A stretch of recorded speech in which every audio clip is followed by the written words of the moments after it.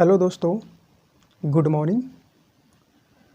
तो आज हम विकास की प्रमुख अवस्थाएं को देखेंगे, जिसमें शैशवावस्था एवं उसकी विशेषता के बारे में डिस्कस करेंगे। तो आप अंत तक बने रहेंगे, जो एग्ज़ाम की दृष्टि से बहुत ही उपयोगी प्रश्न है। तो आज का जो मोटिवेशन है, कहा जाता है बड़े सपने देखने वाले अपने सपनों की उड़ान किसी से पूछकर नहीं भरते हैं। बिल्कुल जो भी कहा है सही कहा है। तो इसका मतलब ये हुआ कि यदि आप कोई बड़ा काम करने जा रहे हैं या कोई कुछ सपना देख रहे हैं, कुछ करने का मिशन है कि मैं ये काम करने वाला हूँ, है ना। यदि आप किसी थर्ड पार्टी से यदि आप पूछते हैं कि मैं देखो ना, मैं ये काम करने वाला हूँ, मैं ये काम करने जा रहा हूँ, हो सकता है कि जो आपके सामने वाला इंसान हो वो आपसे ईर्ष्या करता हो कि वह ये सपना देख रहा है, अगर इस सपना में कामयाब हो गया तो हमको और पीछे छोड़ देगा, है ना। तो तरह तरह की नकारात्मक बातों आपके माइंड में डाल देगा, है ना। इसलिए ये सब से बचना है। जो भी यदि आपका मन कर रहा है कि मैं ये करना हूँ तो आई कैन डू इट, बिल्कुल कर पाओगे, ठीक है। क्योंकि आपको अपने से ज़्यादा दूसरे लोग नहीं जानता है। ये बात हमेशा ध्यान में देंगे, आपको अपने से ज़्यादा दूसरा कोई नहीं जानता है। इसलिए अपनी बातों पे विश्वास रखें, ठीक है। तो चलिए आज की टॉपिक शुरू करते हैं। बालक की प्रमुख अवस्थाएं कौन कौन सी है, हम उसको आज देख लेते हैं, जिसमें हम शैशवावस्था और शैशवावस्था की विशेषता के बारे में पढ़ेंगे। तो बालक के विकास को समय समय पर विभिन्न विद्वानों ने अलग अलग भागों में बांटा है ना। कहा जाता है कि जब बच्चा जन्म लेता है, मतलब गर्भधारण से लेकर प्रौढ़ा की अवधि होती है वहाँ तक, जबकि अन्य रूपों में सभी भिन्नता रखते हैं, है ना। इसमें कुछ वैज्ञानिक हैं जो कोल हैं, ये सब मनोवैज्ञानिक होते हैं, ठीक है ना। सभी का अपना अपना मत होता है। कोल हैं, जोन्स हैं, शैले, काल्सनिक आदि विद्वानों के वर्गीकरण के आधार पर हम बाल विकास की अवस्थाओं को मुख्य रूप से 3 अवस्थाओं में डिवाइड किए हैं, है ना। पहला है शैशवावस्था, जो आप लोग कुछ लोग इसमें जानते भी होंगे, जो जन्म से लेकर 6 वर्ष तक की अवस्था होती है ना। सेकेंड है बाल्यावस्था, जो 6 वर्ष से लेकर 12 वर्ष तक की अवस्था होती है। और थर्ड है किशोरावस्था, है ना, जो 12 वर्ष से लेकर 18 वर्ष तक की अवस्था होती है। इसके अलावा भी जो बालक विकास है उसकी 2 और अवस्था होती है ना। तो ये अवस्था कौन कौन होती है आप देखेंगे। इसमें एक होता है वयस्क अवस्था। क्या होती है? वयस्क अवस्था होती है जो किशोरावस्था के उपरांत यानी 18 वर्ष के बाद आती है ना। और वयस्क अवस्था होती है। और उसके बाद एक है वृद्धावस्था, जो 60 वर्ष से ऊपर होती है। क्लियर यहाँ तक? कोई डाउट? चलिए, इसके बाद हम देखेंगे एक मनोवैज्ञानिक से, है ना, जिनका नाम था फ्राइड। उन्होंने शैशवावस्था के बारे में क्या लिखा है आप खुद देख पाएंगे। बालक जो भी कुछ बनता है वह जीवन के प्रारंभिक, मतलब जीवन के शुरुआत 4-5 वर्ष में ही बन जाता है। फ्राइड का कहना है बालक जो भी कुछ बनता है वो 4 वर्ष की जो उसको अवधि होती है ना, उसी में ही बन जाता है। इसके बाद देखते हैं बन जाता है। इस बात से यह स्पष्ट हो जाता है कि बालक की शैशवावस्था या शैशव काल ही उसके जीवन का क्रम निश्चित करने वाला समय होता है। शैशवावस्था को हम लोग शैशव काल भी कह सकते हैं, ठीक है, इसे कन्फ्यूजन नहीं होना है इसमें। अब शैशवावस्था की कुछ बातें देखते हैं यहाँ पे। जो शैशवावस्था जो होती है वो जन्म से 6 वर्ष तक की अवस्था होती है, और ये जन्म के परांत मतलब जन्म के बाद का ये प्रथम अवस्था होता है। जो शैशवावस्था है, तो आपको प्रश्न में भी यह सब आता है कि शैशवावस्था कौन सी अवस्था है, तो प्रथम अवस्था क्लियर करना है, ठीक है। इसके बाद आता है यह अवस्था जो होती है सीखने के लिए सबसे आदर्श अवस्था होती है।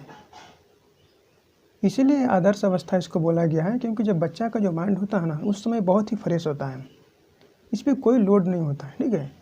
जो भी कुछ पढ़ता है देखता है बहुत जल्दी उसका अनुकरण कर लेता है, मतलब उसको अवलोकन कर लेता है, सीख लेता है, ठीक है।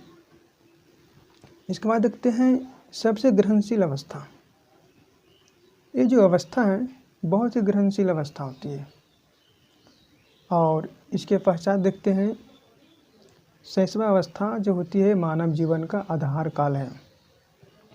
आप देखते होंगे घर में आपके छोटे छोटे बच्चे होंगे, है ना, तो उनको कितनों ही पढ़ने के लिए आप बोलिएगा उनको पढ़ने में मन नहीं लगेगा, ठीक है। लेकिन फिर भी उसको जो माँ बाप होते हैं, पिता होते हैं, जो भी है, उनको ज़बरदस्ती क्या है पढ़ने के लिए बैठाते हैं, क्योंकि वो जानते हैं यदि अभी से वो पढ़ने के लिए बैठेगा तो उसको आगे जाके दिक्कत नहीं होगा, है ना।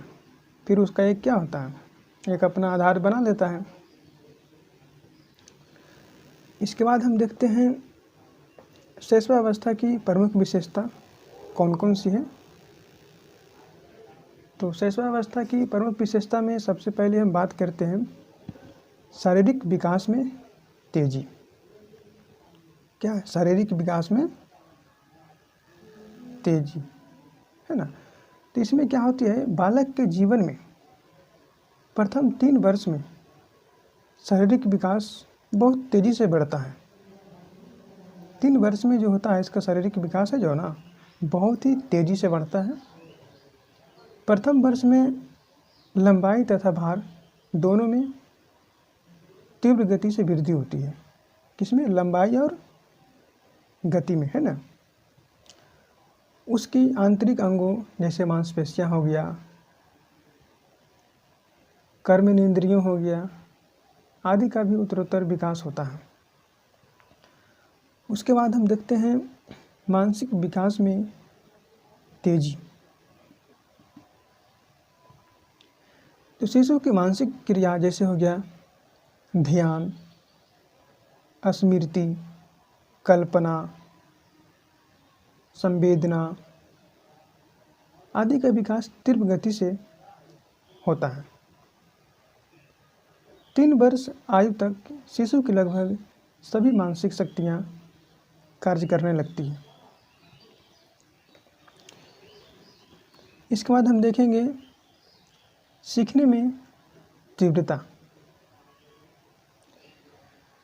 शिशु को सीखने की प्रक्रिया में बहुत ही तीव्रता होती है। वह अनेक बातों को जल्दी सीख लेता है। यहाँ पे एक गैसलिक जो गेसल है, एक मनोवैज्ञानिक है, उनको कहना है बालक प्रथम 6 वर्षों में बाद के 12 वर्षों से दुगना सीख लेता है। उसके बाद हम देखते हैं दोहराने की प्रवृत्ति। शैशवावस्था में शिशु में जो शब्दों, वाक्यों, क्रियाओं को बार बार दोहराने की प्रवृत्ति विशेष रूप से देखी जाती है। यदि आपके घर में भी छोटे छोटे बच्चे हैं तो आप देख सकते हैं रिपीट बहुत ज़्यादा करते हैं कोई बात को, क्योंकि उसको बात को रिपीट करने में ना बच्चों को बहुत ही आनंद आता है ना। इसके बाद हम देखते हैं दूसरों पर निर्भरता। इसमें होता है कि जैसे मान लीजिए कि जो बच्चा होता है जन्म से कुछ समय बाद तक वो असहाय स्थिति महसूस करता है ना। वो खुद पे डिपेंड नहीं रहता है, वो अपने माता पिता तथा परिवार के अन्य सदस्यों पर आश्रित रहता है। जो भी होता है खाने पीने, कपड़े पहनने, जो भी सारे जो दैनिक दिनचर्या है वो सब सर क्या है, दूसरे पे डिपेंड करता है।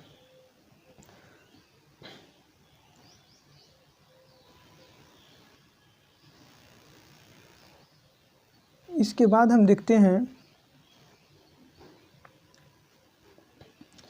स्वप्रेम की भावना। स्वप्रेम, इसमें इस अवस्था में जो बालक होती है अपने प्रति प्रेम की भावना का बहुल होता है, मतलब खुद से प्रेम करता है। वह अपने माता पिता के गोद में किसी अन्य बच्चे को देखकर ईर्ष्या करता है ना, कि हमें गोदी में नहीं लिया और दूसरे को मतलब गोदी में बैठा लिया, ठीक है। तो हमेशा उसको क्या बोलता है, उसको गोदी से उतारने के लिए बोलता है। वह सभी वस्तुएं माता पिता जैसे भाई बहन का संपूर्ण स्नेह प्यार अपने लिए ही चाहता है, कि जितना ही प्यार मिले सारा कुछ हमें ही मिले, ठीक है। इसके बाद देखते हैं काम प्रवृत्ति की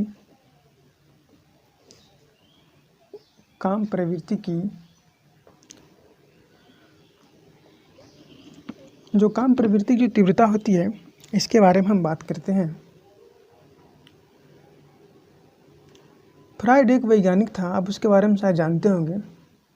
उन्होंने कहा है इस अवस्था में शिशु की प्रेम भावना काम प्रवृत्ति पर आधारित होती है। यह प्रवृत्ति बड़ी प्रबल होती है, किंतु उसका प्रकाशन वयस्कों की भांति नहीं होता है। शिशु का अपने अंगों से प्रेम करना है ना, माता का स्तनपान करना, हाथ पैर का अंगूठा चूसना, ये सब काम प्रवृत्ति के सूचक हैं। इसके बाद हम बात करते हैं मूल प्रवृत्तियों पर आधारित व्यवहार। शैशवावस्था में बालक के अधिकतर व्यवहार मूल प्रवृत्तियों पर आधारित होते हैं।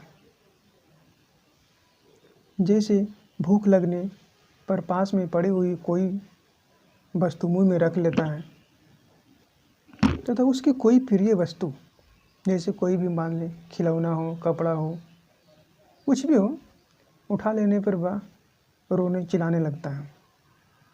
इसलिए बच्चे के पास जो भी कोई वस्तु हो या उसका वस्तु हो कहीं पर रखा भी हो, यदि उसको आप उठा लेते हैं तो आप देखते होंगे अगल बगल के जो भी बच्चे होंगे कुछ रोने चिल्लाने लगता है।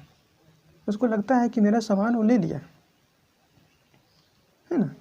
उसके बाद हम देखते हैं संवेगों का प्रदर्शन।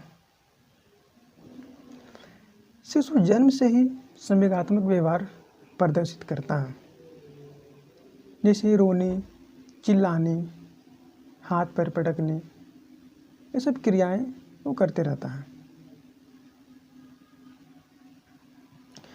बात करते हैं कि एक ब्रिजेज एक मनोवैज्ञानिक थे।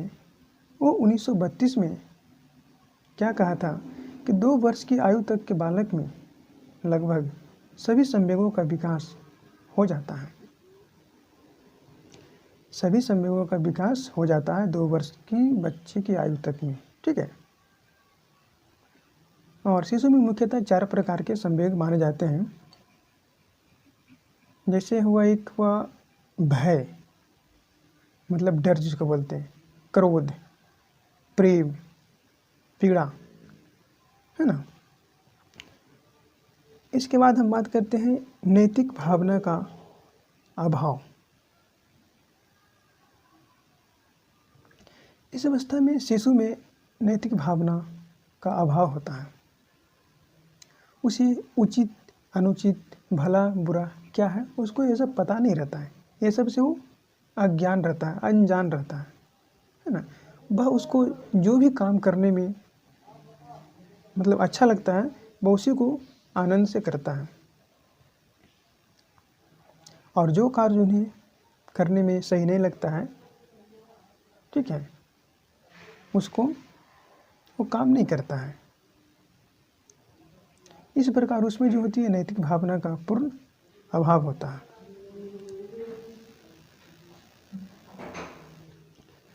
इसके बारे में देखते हैं, मनोवैज्ञानिक अलग अलग अपना विचार दिए हैं।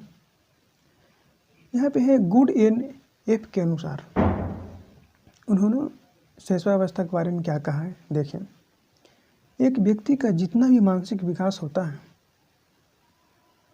उसका आधा 3 वर्ष तक की आयु तक हो जाता है। मतलब जो ही मानव का विकास होता है पूरा उम्र में, वो 3 वर्ष तक में आधा हो जाता है। क्या बात है। बालक प्रथम 6 वर्षों में बाद के 12 वर्षों से ज़्यादा सीख लेता है। इसके बाद हम देखते हैं गेसेल के अनुसार 20वीं शताब्दी बालक की शताब्दी है। जो भी 20वीं शताब्दी होती है ये बालक की शताब्दी होती है। इसमें जो भी मेरा कोई वीडियो देख रहे होंगे, इसमें कितने लोग को शताब्दी के बारे में पता नहीं होगा। 20वीं शताब्दी मतलब होगा कि 1950, मतलब 1900 के बाद की जो होती है उसको बोलते हैं, ठीक है ना। क्योंकि 1900 ख़त्म हो गया ना। जैसे 1901, 2, 3, 4, 5, 6, 7 जो भी आती है वो मतलब वो 20वीं शताब्दी होती है ना। इसके बाद देखते हैं क्रो एंड क्रो, उन्होंने क्या कहा।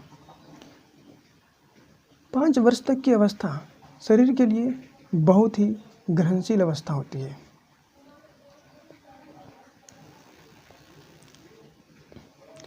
न्यूमैन के अनुसार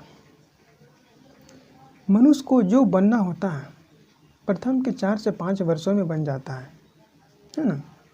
मनुष्य को जो भी बनना होता है प्रथम के 4 से 5 वर्षों में बन जाता है। इसके बाद हम देखते हैं फ्राइड के अनुसार, उन्होंने बहुत ही इंटरेस्ट बातें कहा। मुझे एक बालक दो,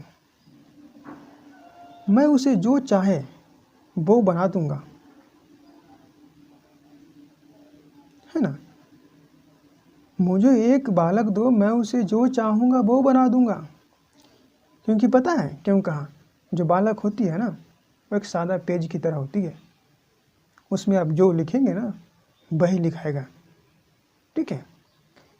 यदि इंडियन बच्चा यदि विदेश में चला जाता है ना तो वहाँ हिंदी नहीं, वहाँ अंग्रेजी ही सीख कर आएगा।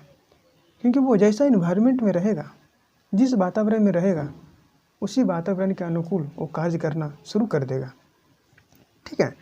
और इंडियन में क्या होता है कि घर का जो मातृभाषा होती है वो हिंदी से ही शुरुआत होती है ना। कि हम लोग की मातृभाषा हिंदी है, शुरुआत होती सबका, तो हिंदी शुरू से ही मतलब क्या, माइंड जो होती है हिंदी को अट्रैक्शन करना शुरू कर देता है। शैशवावस्था में सीखने की क्षमता होती है, गति और विकास की सीमा अन्य अवस्था की तुलना में अधिक होती है ना। तो आज का क्लास यहीं तक, और अगले क्लास में हम देखेंगे बाल्यावस्था क्या है, बाल्यावस्था की विशेषता के बारे में बात करेंगे, है ना। तो आज का क्लास यहीं एंड करता है, और अगले क्लास के लिए आप रेडी रहेंगे। और चैनल को सब्सक्राइब करना नहीं भूलेंगे, क्योंकि यदि आप चाहते हैं कि ये वीडियो सबसे पहले आप तक पहुंचे तो सब्सक्राइब ज़रूर करें, तभी नोटिफिकेशन आपके पास जाएगा, ठीक है। थैंक यू, धन्यवाद।